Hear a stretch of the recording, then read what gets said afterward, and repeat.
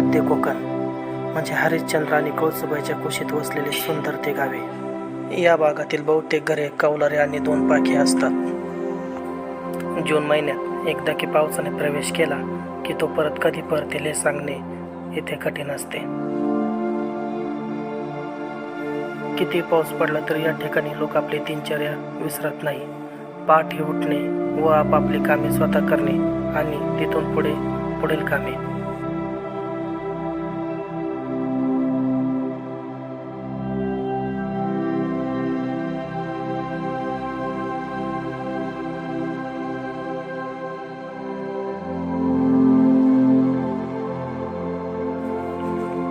घराच्या छतावरून पडणाऱ्या पावसाच्या पाण्याचा वापर कसा करावा हे आपण या लोकांकडून शिकले पाहिजे. पाण्याची साठवणूक करण्यासाठी लोक आपल्या घराबाहेर प्लास्टिकचे असे भांडे ठेवतात. या पाण्याचा वापर लोक भांडी घासण्यासाठी, कपडे धुण्यासाठी व घरातील इतर कामांसाठी वापरतात.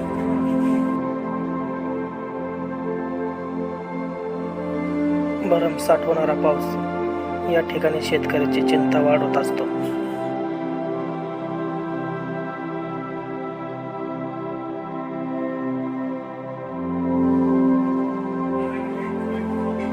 पावसाच्या वाढत्या प्रमाणामुळे या ठिकाणी वावरं काही सेकंदात भरतात आणि भरलेले वावरातील पाणी हे दुसऱ्या सांडीवाटे काढून देणे हाच या ठिकाणी एक पर्याय असतो. भात लागवड जवळ आली की या ठिकाणी प्रत्येक शेतकरी हा चिंतेतच असतो.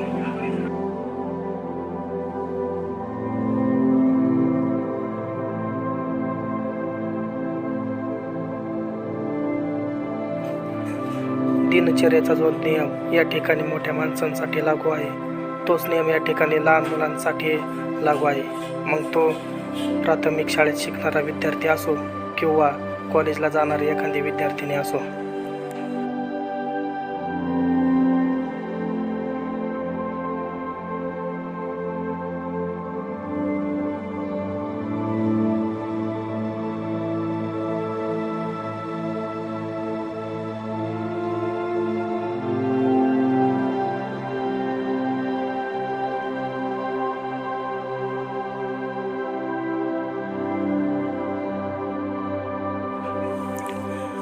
किती पाऊस आला तरी या ठिकाणी मुले शाळा बुडवत नाही.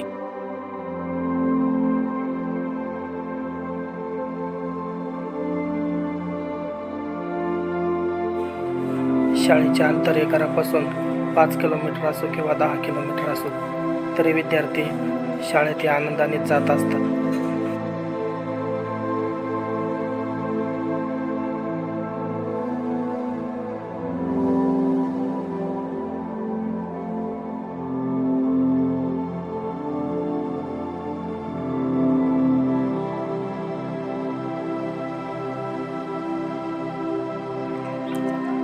या भागात मुख्य पिके तांदळाचे घेतले जाते. आज आपण तांदूळ लागवड व तांदूळ लागवडीला या भागात काय बोलतात हे बघणार आहोत.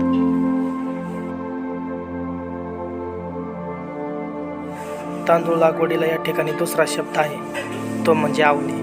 आज आपण आवणी म्हणजे काय हे बघणार आहोत व ती कशा प्रकारे केली जाते हे बघणार आहोत.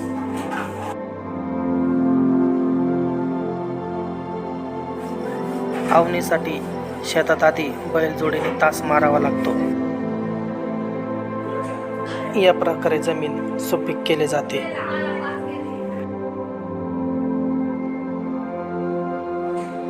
तास मारल्यानंतर शेतातील सर्व गवत हे गोळा केले जाते.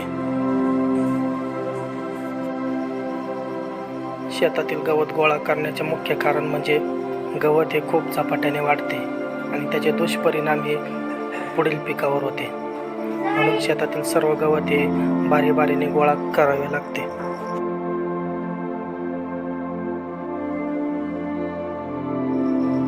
आवणीच्या आधी शेतात खत मारणे खूप गरजेचे असते. त्यामुळे या ठिकाणी प्रत्येक शेतकरी हा स्वतः शेतात उभा राहून स्वतःच्या हाताने खत मारित असतो. त्यामुळे स्वतःच्या शेताची किती काळजी या ठिकाणी शेतकऱ्याला आहे हे आपल्याला यातून दिसून येते.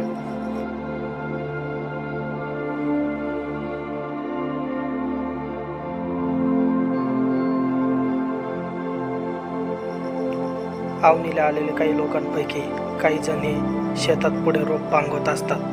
त्यामुळे आवनीसाठी स्पीड येतो व त्यांचा उरलेला वेळही वाचतो.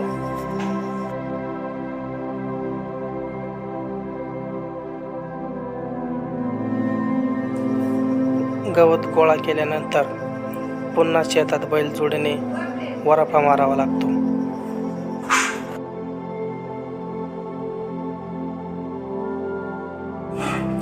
वराफा मारल्यानंतर शेतातील चिखल अतिशय मऊ होतो आणि हा चिखल आवनीसाठी अतिशय योग्य असतो. त्यामुळे आवनीला आलेले लोकही पटापट रोप रोवीत असतात. आवनी ही भर पावसात आणि ओल्या शेतातच केली जाते. आवनी दिवसभर चाललेली असते आणि पाऊस दिवसभर चाललेला असतो. त्यामुळे आपल्याला आवनीला आलेल्या प्रत्येक लोकांच्या अंगावर वेगवेगळा रेनकोट दिसेल. आवनीचे काम अतिशय किचकट आणि अवघड असते. दिवसभर पावसात उभं राहिल्यामुळे पायाला कधी कधी वाम येण्याची शक्यता असते. पण जे लोक हे काम नेहमी करतात त्यांच्यासाठी हे काहीच अवघड नसते. ते लोक हसत खेळत आवनी करत असतात.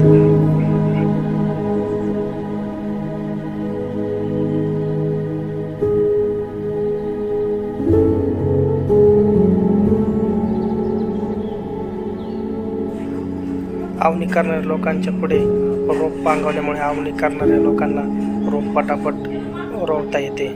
त्यामुळे त्यांची पुढची प्रक्रिया सोपी होते.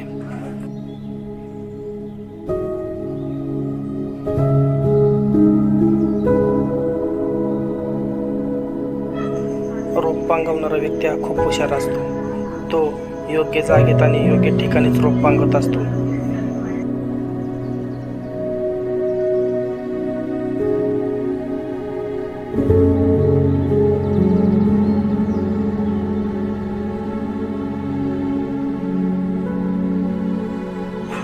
साधारण 2 किंवा 2 पेक्षा जास्त लोकही रोप पांगवण्यासाठी असतात.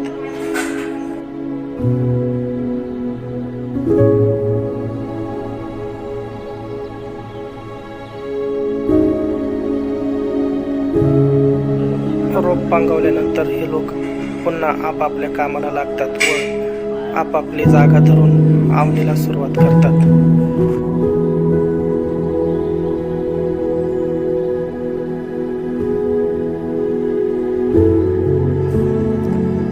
काही अंतरावर रोप पांगवल्यानंतर हे लोक पूर्ण शेताचा एक अंदाज घेतात.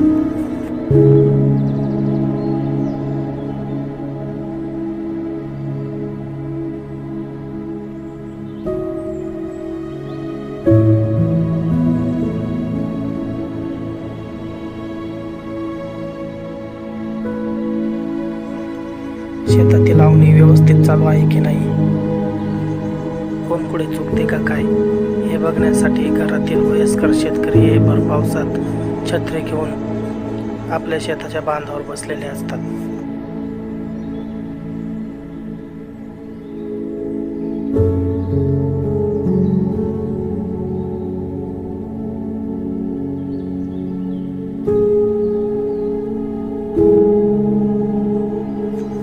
जास्त पाऊस झाल्याने शेतात खूप सारे पाणी साचते आणि हे पाणी बाहेर काढून देण्यासाठी शेतकरीला वेगळा मार्ग शोधावा लागतो. किती पाऊस झाला तरी शेतीची कड ही निबरच असते. आवनी करणाऱ्या लोकांना जास्त तकलीफ न व्हावं म्हणून शेतकरी बांध तासून चिखल मऊ करीत असतो, जेणेकरून आवनी करणाऱ्या लोकांना सहज तिथे आवनी करता येईल.